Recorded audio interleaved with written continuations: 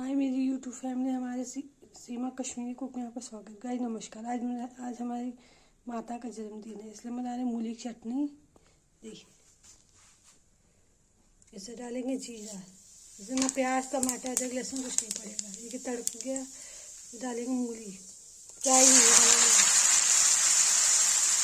कश्मीरी में बनता है ये।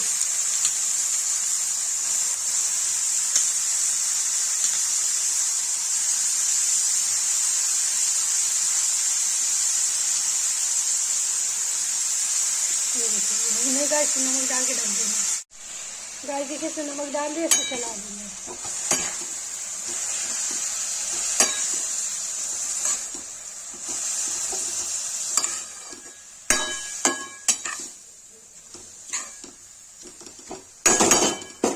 देखिए इसको ढक देंगे। गाइस देखिए, इसे रसा छोड़ दिया नमक डालने के बाद। ये सूख जाएगा तब इसे लाल मिर्च और हल्दी डालेंगे और सौंठ पाउडर डालेंगे ऊपर से। गाइस देखिए, मैंने इसे लाल मिर्च हल्दी और सब सॉस मसाला डाल के भून दिया है।